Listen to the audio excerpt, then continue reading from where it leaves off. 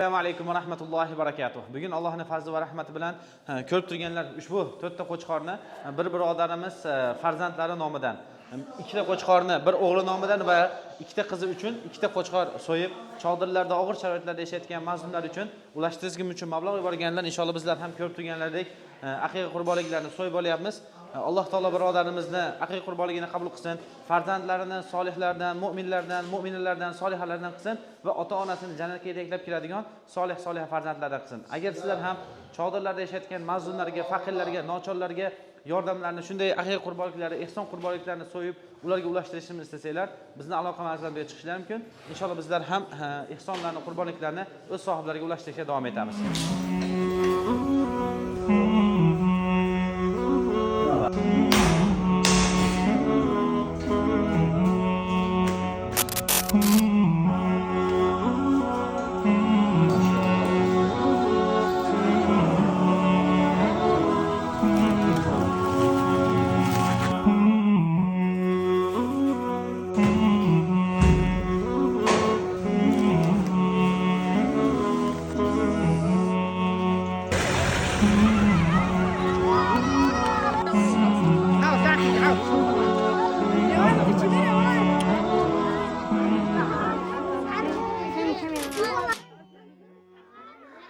Mana bugun ham Allohning fazli va rahmati bilan ko'rib turganinglardek mana bunday chodirlarda kecha 1-2 kundan beri yomg'ir yog'ayotganda chodirlardagi holat juda ham og'ir.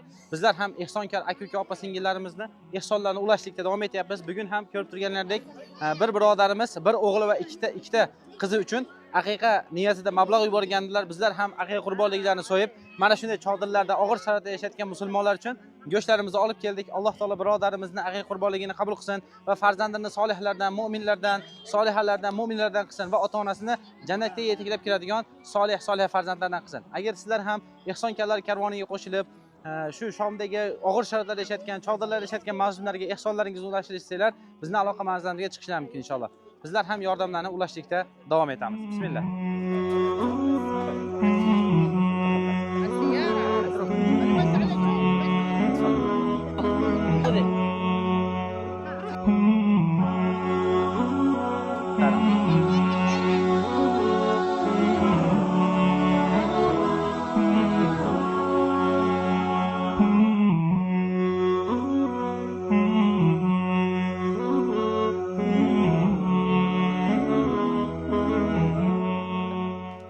Hozir navbatdagi birodarimizning aqiqa go'shtlarini ikkinchi chodirlarda yashayotgan musulmonlar uchun olib keldik inshaalloh. Hozir ushbu chodirlardagi musulmonlar uchun aqiqa qurbonlik go'shtlarimizni ulashtirib beramiz.